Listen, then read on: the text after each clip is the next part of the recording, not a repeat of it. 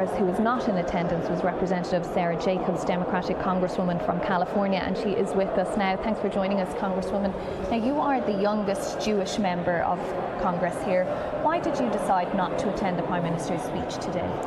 You know, I care a lot about Israel's security. I have family who lives there, and I think that what Prime Minister Netanyahu has been doing in Gaza is not making Israel any safer, and I thought that going today would send the wrong message at the wrong time. We need to be doing everything we can to get to a ceasefire deal. We need to be doing everything we can to alleviate the suffering in Gaza, to get the hostages home.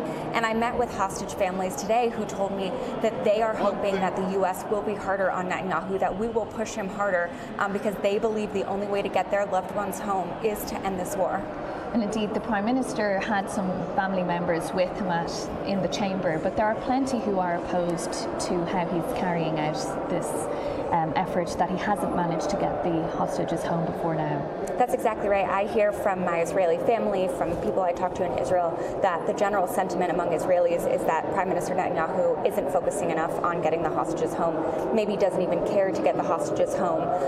And we've seen that thousands and thousands have taken to the streets in Israel to try and push Prime Minister Netanyahu and his government to do more to end this war. Now, there are still 8 Americans held hostage in Gaza as well. Should the President be doing more there? I think the President has been doing a wonderful job in trying to push all parties to get to a ceasefire agreement. I know he's in constant communication with our intelligence community, our military, about what else can be done to get the American hostages out.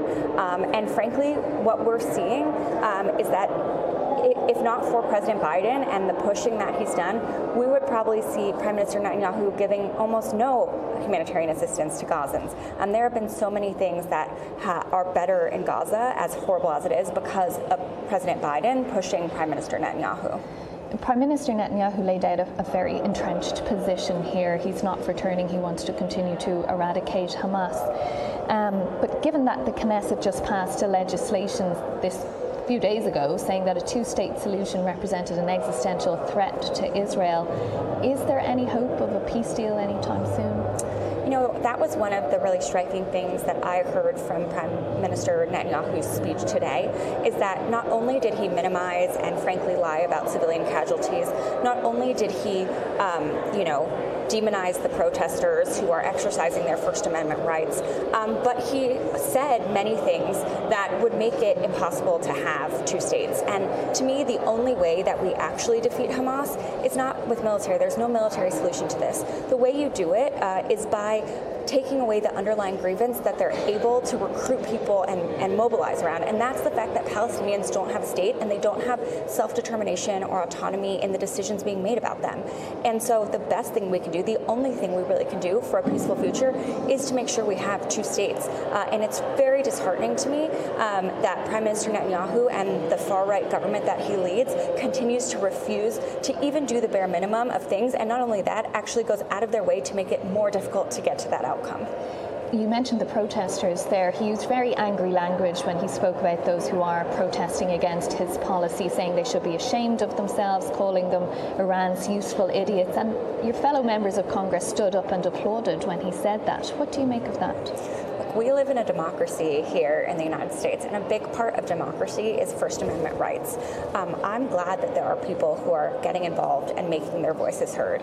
And, I hear all the time, people are asking me why young people don't get more involved. These are young people getting involved, speaking out. And frankly, I think it's a very tried and true tactic of Prime Minister Netanyahu to try and blame Iran, to try and blame others, to try and blame anti-Semitism for very legitimate criticism of the policy actions of his government. What should President Biden say to him tomorrow during their meeting? I'm hopeful that President Biden will push Prime Minister Netanyahu even harder to get a ceasefire deal and make it very clear that anything the Prime Minister does that makes it harder to get to that ceasefire deal, that makes it harder to get to a peaceful solution of 2 states for 2 people, will result in the U.S.